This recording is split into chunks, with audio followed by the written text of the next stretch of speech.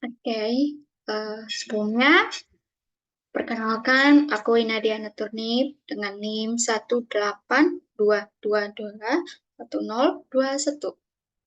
Di sini aku dari kelas Fisika Matematika 3 dari kelas B1. Di sini aku akan eh, membuat sebuah video guna untuk menyelesaikan tugas UAS yang diberikan oleh dosen pengampu. Eh, di sini ada beberapa tugas UAS yang diberikan seperti ini. Saya akan share screen terlebih dahulu. Seperti ini. Yang pertama, berdiskusi dengan ChatGPT, membuat halaman kosong, dan bilangan random 1 dengan 7. Diskusi sedetail mungkin, minimal 10 pertanyaan. Lalu, buat soal paling sulit yang sesuai dengan konteks kehidupan kita sehari-hari. Dan dari 5 pertanyaan tersebut, manakah yang bisa diselesaikan dengan coding seperti itu. Dan saya sudah berdiskusi dengan ChatGPT. Saya akan menampilkan hasil diskusi saya kepada di video ini. Saya sudah membuat diskusi. Ini akan saya share lagi. Nah, seperti ini. Membuatlah coding bilangan random 1-7 dengan menggunakan bahasa Python. Nah, di sini ChatGPT sudah memberikan untuk menghasilkan acak dari 1 dan 7 dalam bahasa Python, kita bisa menggunakan modul random. Berikut kode yang diberikan. Seperti ini, kita bisa print bilangan acak antara 1 dan 7 bilangan acak. Seperti ini, kode di atas menggunakan fungsi randit dan modul random yang menghasilkan bilangan bulat acak antara 2 nilai yang ditentukan. Kemudian, ketika kita ingin menghasilkan beberapa bilangan acak sekaligus, kita bisa menggunakan for, seperti berikut kode yang diberikan. Kode ini akan mencetak 10 bilangan antara 1 dan 7.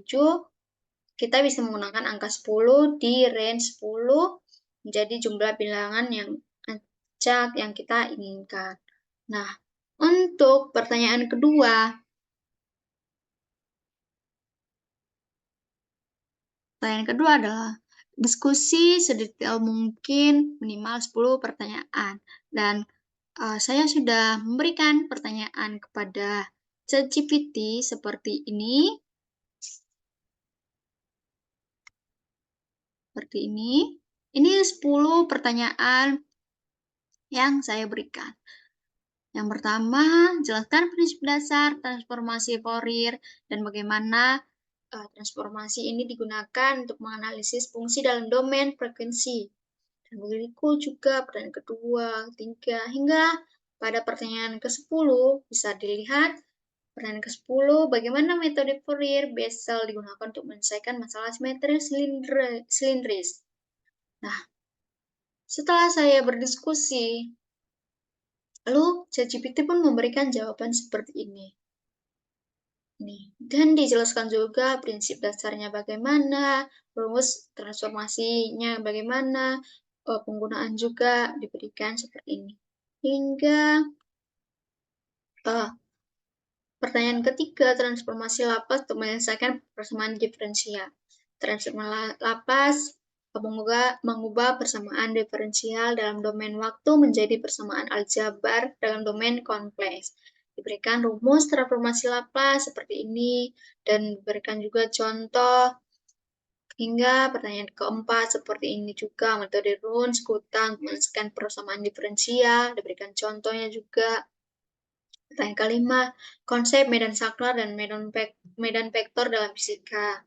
Berikan pengertian medan saklar, medan vektor, dan penerapannya. Pertanyaan keenam, integral, kontur dalam analisis kompleks dan penerapannya dalam fisika matematika. Seperti konsep dan penerapannya, integral kontur digunakan dalam fisika matematika untuk menghitung integral yang muncul dalam teori medan kuantum, elektrodinamika, dan mekanika kuantum. Pertanyaan ketujuh, operator Laplacian dalam 3 dimensi. Diberikan pengertian seperti ini, operator Laplacian adalah operator diferensial kedua yang digunakan dalam berbagai bidang fisika dari matematika dan matematika untuk menggambarkan fenomena diffusi, konduksi panas, dan medan potensial. Dan rumusnya seperti ini. Berikut pertanyaan ke-8, ke-9, penggunaannya dan konsepnya, dan pertanyaan ke-10. Metode Fourier-Bessel untuk masalah simetris silindris. Konsepnya, metode Fourier-Bessel digunakan untuk menyelesaikan persamaan diferensial dalam sistem koordinat silindris dengan sistem radial, seperti persamaan Laplace dan persamaan gelombang. Dan contohnya seperti ini, solusi dari persamaan Laplace dalam koordinat silindris dapat dinyatakan dalam bentuk fungsi Bessel, dan di mana J N adalah fungsi Bessel dari orde N. Inilah hasil dari jawaban dari pertanyaan-pertanyaan di atas 10 pertanyaan tadi seperti ini.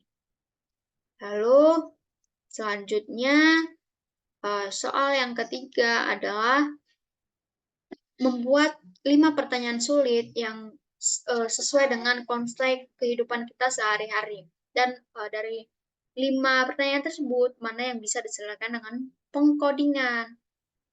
Nah, di sini kembali lagi kita diskusi kepada ChatGPT. Saya tadi sudah mendiskusikannya dan memberikan 5 pertanyaan yang sering muncul dalam kehidupan sehari-hari. Ini bagaimana pertumbuhan populasi dalam pengaplikasian persamaan Euler, bagaimana pertumbuhan populasi, bagaimana prediksi suhu pendinginan ruangan, kapasitor dalam rangkaian RC dan prediksi tegangan, ekonomi, bagaimana depresiasi nilai aset, dan dalam bidang farmasi juga, bagaimana konsentrasi obat dalam tubuh. Nah, dari pertanyaan di atas, bagaimana manakah yang bisa diselesaikan dengan coding seperti itu.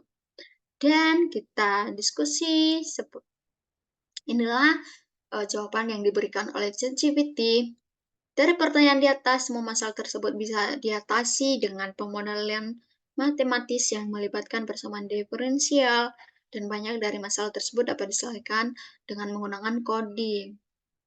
Untuk pertanyaan pertama tadi, pertumbuhan populasi. Seperti ini penjelasannya, kita bisa lihat di layar.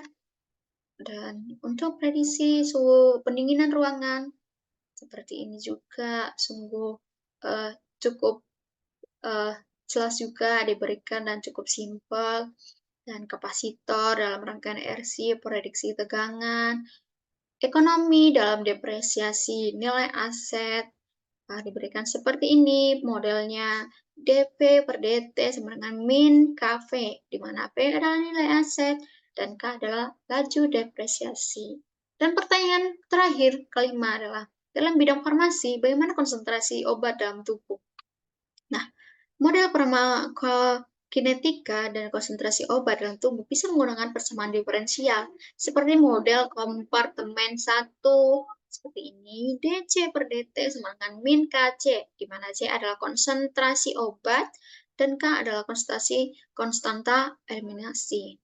Dan dari 5 pertanyaan tersebut, mana yang bisa diselesaikan melalui coding? Nah, ChatGPT berkata bahwa hampir semua masalah di atas dapat diselesaikan dengan coding menggunakan bahasa pemrograman seperti Python. Berikut adalah contoh bagaimana kita menyelesaikan beberapa dari masalah tersebut. Yang pertama tadi, pertumbuhan populasi. Ternyata bisa juga diselesaikan menggunakan pengkodingan bahasa Python. Seperti ini, kode yang diberikan menggunakan import numpy, matplotlib, seperti ini juga. Dan tadi juga pertanyaan kedua, prediksi suhu pendinginan ruangan.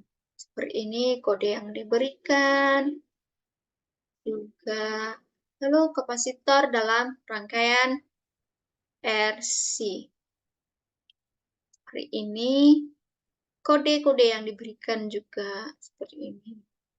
Nah, untuk kesimpulannya adalah semua masalah yang disebutkan yang di atas tadi dapat dimodelkan bersama diferensial dan diselesaikan menggunakan coding, terutama dengan bahasa pemrograman seperti Python dan pustaka nomornya seperti Scipy dan NumPy. Nah, seperti itulah singkat jelasnya yang bisa saya diskusikan dengan ChatGPT yang saya bisa berikan juga. Sekian